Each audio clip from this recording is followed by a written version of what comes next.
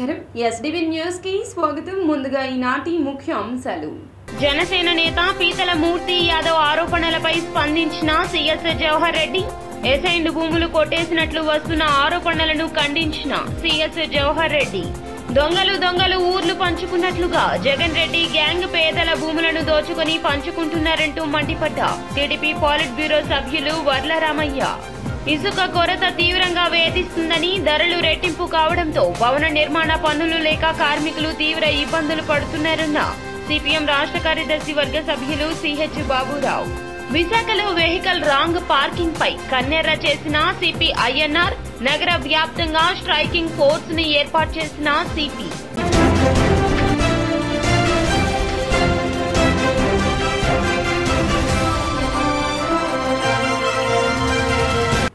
ఇక డీటెయిల్స్ చూస్తే జనసేన నేత పీతల మూర్తి యాదవ్ ఆరోపణలపై సీఎస్ జవహర్ రెడ్డి స్పందించారు. ఇటీవల ఏపీ సీఎస్ జవహర్ రెడ్డి విశాఖ ప్రాంతంలో పర్యటించడం తెలిసిందే. అయితే పర్యటన వివాదాస్పదమైంది. సీఎస్ జవహర్ రెడ్డి విశాఖలో భూ అక్రమాలకు పాల్పడుతున్నారంటూ జనసేన నేత కార్పొరేటర్ పీతల మూర్తి యాదవ్ తీవ్ర ఆరోపణలు చేశారు. మరికొద్ది రోజుల్లో సీఎస్ పదవీ విరమణ చేయనున్నారని ఆయన విశాఖ విజయనగరం జిల్లాల్లో 2,000 కోట్ల విలువైన ఎసైన్డ్ భూములను చేజిక్కించుకున్నారని పేర్కొన్నారు. జగన్ రెడ్డి గ్యాంగ్ పేదల భూములను దోచుకుని పంచుకుంటున్నారంటూ టీడీపీ పాలిట్ బ్యూరో సభ్యులు వర్లరామయ్య ఆరోపించారు. పేదవాడి భూమిని కొట్టేయడమే సీఎస్ జవహర్ రెడ్డి చట్టమా? సుమారు 4,000 కోట్ల విలువ గల 800 ఎకరాల ఎసైన్డ్ భూములను తన కుమారుడికి అప్పనంగా కట్టబెట్టేందుకు ప్రభుత్వ ప్రధాన కార్యదర్శి జవహర్ రెడ్డి జీవో నెంబర్ 596 విడుదల చేయడం ఘోరాతి ఘోరమని పేర్కొన్నారు. రాష్ట్రంలోని ఐఏఎస్ అధికారులకు ఆదర్శంగా నిలబడాల్సిన సీఎస్ఏ బరిదెగించి భూబకాసురుని వేషమేస్తే రాష్ట్రంలో న్యాయం చేసేది ఎవరంటూ ప్రశ్నించారు. తారీఖున పోలింగ్ జరిగింది. పోలింగ్ జరిగిన తర్వాత వాస్తవాన్ని గ్రహించారు. పోలింగ్ సరళి గమనించారు. ఇక ఆ రోజు నుంచి మొదలుపెట్టారు నిరాశ నిస్పృహలతోటి ఎవరు కనపడితే వాళ్ళ మీద అభండాలు వేస్తున్నారు, అపోహలు సృష్టిస్తూ ఉన్నారు. ఈ రోజున వాళ్ళ బ్లూ పత్రికలు అంటాం కదా, నీలి పత్రికలు. అవి ఆ నీలి పత్రికల్లో వెబ్కాస్టింగ్ హైజాక్ అంట, వెబ్కాస్టింగ్ హైజాక్ అని రాస్తూ ఆ బటన్లు నొక్కేది చంద్రబాబు గారి దగ్గర ఉన్నాయంట. ఏమి బుద్ధి లేని రాతలయ్యా మీది. పత్రిక ఉందని, చేతుల్లో పెన్ను ఉందని మీ నోటికొచ్చినట్టు రాస్తారా? Webcasting manned by whom? అందుకన్నాను అవగాహన రాహిత్యుడు అతను సజ్జల రామకృష్ణారెడ్డి. అతనికి ఏమీ తెలీదు, తెలిసినట్టుగా ఒక మేధావిలాగా ఒక సృష్టిస్తాడు ఎదురువాటి అందరికీ. వెబ్కాస్టింగ్ ఎవరి కంట్రోల్లో ఉంటుంది? ఎలక్షన్ కమిషన్ కంట్రోల్లో ఉంటుంది. దాన్ని ఎవరు సూపర్వైజ్ చేస్తారు? జిల్లాల్లో డిస్ట్రిక్ట్ కలెక్టర్స్ చూస్తున్నారు, నియోజకవర్గాల్లో ఆర్ఓస్ చూస్తారు. ఆర్ఓలు అంటే జాయింట్ కలెక్టర్, సీనియర్ ఆఫీసర్లు, ఆర్డీఓలు ఆ స్థాయిలో ఉంటారు. వాళ్ళందరూ ఎవరు? మీరు పోస్ట్ చేసిన వాళ్ళు కాదా? కలెక్టర్లందరూ, జాయింట్ కలెక్టర్లందరూ మీరు పోస్ట్ చేసిన వాళ్ళు కాదా? పీఓలందరూ మీరు పోస్ట్ చేసిన వాళ్ళు కాదా? మా మీద పడి ఏడుస్తారేమో బుద్ధి లేకుండా, సిగ్గు లేకుండా. ఇసుక కొరత తీవ్రంగా వేధిస్తుందని, కార్మికులు పన్నులు లేక ఇబ్బందులు పడుతున్నారని సిపిఎం రాష్ట్ర కార్యదర్శి వర్గ సభ్యులు సిహెచ్ బాబురావు ఆరోపించారు. పాయకాపురంలోని వడ్డెర కాలనీలో సెంట్రల్ నియోజకవర్గం సిపిఎం అభ్యర్థి సిహెచ్ బాబురావు పర్యటించారు. ఈ సందర్భంగా ఆయన మాట్లాడుతూ ఎన్నికల కోడ్ పేరుతో అభివృద్ది పనులు ఆగిపోయాయని, బిల్లులు రాక గుత్తేదారులు పనులు చేయడం లేదన్నారు. మరొక వైపు ముహూర్తాలు లేక క్యాటరింగ్ ఇతర పనులు తగ్గాయన్నారు. చేతి వృత్తుల వారికి పనులు లేకుండా పోయాయన్నారు. విజయవాడ నగరపాలక సంస్థ స్వచ్ఛ భారత్, స్వచ్ఛ సర్వేక్షణ్ పారిశుధ్యంలో జాతీయ స్థాయిలో అవార్డులు పొందారు. మంచిదే. కానీ నగరంలో పారిశుధ్యాన్ని మాత్రం పూర్తిగా నిర్లక్ష్యం చేస్తూ ఉంది.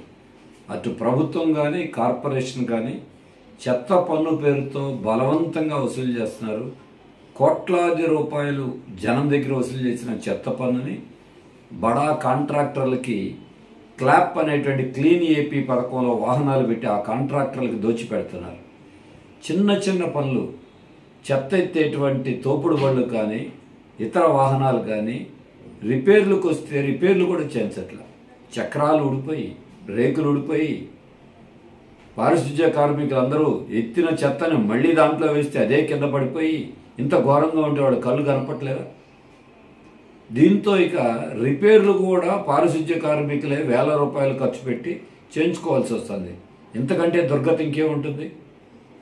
రెక్కాడు తెగాడి డొక్కాడని పేద కార్మికుల మీద ఈ భారం వేయటం చాలా దుర్మార్గం. మరి అధికారుల దృష్టికి ఎన్నిసార్లు తీసుకొచ్చినా, లేదు కార్పొరేషన్లో ఉన్న ప్రజాప్రతినిధులు వాళ్ళ దృష్టికి ఎన్నిసార్లు వచ్చినా వాళ్ళు పట్టించుకోవట్లే. మరి పారిశుధ్యం మీద వాళ్ళ శ్రద్ధ ఏంటి? డబ్బు వసూలు చేసుకోవటమేనా? దీన్ని సిపిఎం పార్టీగా మేము అనేక వార్డుల్లో పర్యటిస్తామంటే ఎన్నికల తర్వాత. విశాఖలో వెహికల్ రాంగ్ పార్కింగ్ పై సిపి ఐఎన్ఆర్ కన్నెర్ర చేశారు. నగర వ్యాప్తంగా స్ట్రైకింగ్ ఫోర్స్ ఏర్పాటు చేశారు. అడ్డదిడ్డంగా పార్క్ చేసిన వాహనాలకు అక్కడికక్కడే లాక్ చేయడంతో పాటుగా 1000 రూపాయల ఫైన్ చెల్లిస్తేనే వెహికల్ రిలీజ్ చేస్తామంటూ హెచ్చరించారు. రోడ్స్ అన్ని కూడా సేఫ్ గా ఉండాలని చెప్పేసి for all the road users, beat for children, students, employees అందరికి కూడా రోడ్ క్షేమంగా ఉండాలని చెప్పేసి ఆ ఉద్దేశంతో ఈ next 1 month Visakhapatnam city road users అందరిలో కూడా రోడ్ డిసిప్లిన్ రావాలనే ఉద్దేశంతో స్పెషల్ డ్రైవ్ ఏర్పాటు చేస్తున్నాము. దాంట్లో భాగంగా ఈరోజు ఈ అంటే ఎవరైతే illegal parking, wrong side parking, wrong ప్లేస్లో పార్క్ చేసి ఉన్నారో, ఎందుకంటే పబ్లిక్ రోడ్ అంతా కూడా పబ్లిక్ అందరికీ సౌకర్యంగా ఉండాలి. ఇప్పుడు ఈ డ్రైవ్లో మేము ఈ విధంగా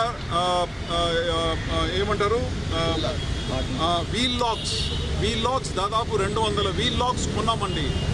ఇది ఎక్కడైతే ఏ రోడ్ స్ట్రెచెస్లో అయితే రాంగ్ పార్కింగ్స్ చేసి ఉందో అక్కడ మేము ఒక స్పెషల్ స్ట్రైకింగ్ ఫోర్స్ ఏర్పాటు చేసేసి వెళ్ళి అక్కడ ఉన్న రాంగ్లీ పార్క్డ్ వెహికల్స్ అన్నిటినీ కూడా ఈ లాక్స్తో కట్టేస్తాం. And until unless they pay the fine of 1035, we will not release the vehicles through mutual. ఇదంతా కూడా వాళ్ళు వెంటనే వచ్చేసి ఇక్కడ క్యూఆర్ కోడ్ ఉంటుంది, తర్వాత ఈ నంబర్ ఉంటుంది, ఈ నంబర్ కాంటాక్ట్ చేస్తే వెంటనే వచ్చేసి చలాన్ వేయటం జరుగుతుంది. దాని తర్వాతనే ఆ వీల్ లాక్ని ఫ్రీ చేస్తాం. ఇది ఇంకా 1 month మేము విగరస్గా క్యాంపెయిన్ చేయబోతున్నాము. ఇది మాత్రమే కాదు, దీంతో పాటు మేము అదర్ వయలేషన్స్ ఏదైతే ఉందో దాని మీద కూడా దృష్టి పెట్టి చాగంటి కోటేశ్వరరావు దంపతులను దుర్గగుడి ఈవో కెఎస్ రామారావు, దేవాదాయ ధర్మాదాయ శాఖ కమిషనర్ శ్రీరామ్ సత్యనారాయణ సన్మానించారు. శ్రీ దుర్గామల్లేశ్వర స్వామివార్ల దేవస్థానం ఆధ్వర్యంలో విజయవాడ తుమ్మలపల్లి కళాక్షేత్రంలో 2 రోజుల పాటు నిర్వహించిన శ్రీ మాతా వైభవం అనే అంశంపై నిర్వహించిన ప్రవచనాల్లో శనివారం సాయంత్రంతో ముగిశాయి. ఈ సందర్భంగా బ్రహ్మశ్రీ తాడేపల్లి వెంకటప్పయ్య శాస్త్రి విరచితం శ్రేష్ఠి లక్ష్మీ సీతారామాంజనేయ శర్మ పరిశోధించి రచించిన శ్రీశైల తీరార్థ సారహ ఆధ్యాత్మిక గ్రంథం శ్రీ దుర్గామల్లేశ్వర స్వామివార్ల దేవస్థానం ఈవో కెఎస్ రామారావు ప్రధాన సంపాదకత్వంలో దేవస్థానం ముద్రించగా చాగంటి ఆవిష్కరించారు. దుర్గుణములు ఏవున్నాయో అవి మళ్లీ వచ్చే అవకాశం ఉండదంటే ఇంకా 3 రోజులు చేసి ఇంకా చెయ్యక్కర్లేదా అండి అని కాదు. తర్వాతి 3 రోజులు మహాలక్ష్మీ స్వరూపంగా ఉపాసన. ఇప్పుడు అమ్మవారు ఏం చేస్తుంది అంటే సద్గుణములను నింపుతుంది దాని స్థానంలో. అదే ఎప్పుడూ స్వార్థంతో ప్రవర్తించడం పోయి 10 మంది కోసం బ్రతకడం నాది మనుష్య జన్మ.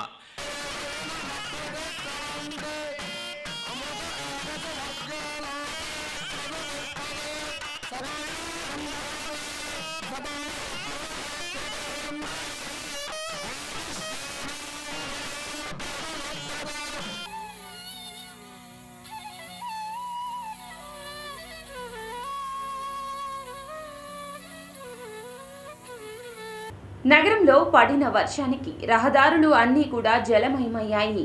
రేమాల్ తుఫాన్ ప్రభావంతో జిల్లాలో శనివారం ఉదయం నుండి మబ్బులతో కూడిన వాతావరణం ఏర్పడింది. కొద్దిసేపు ఉక్కపోతగా ఉన్నప్పటికీ తర్వాత జోరున వర్షం కురిసింది. వాస్తవానికి శనివారం నుండి రోహిణి కార్తె ప్రారంభమైంది.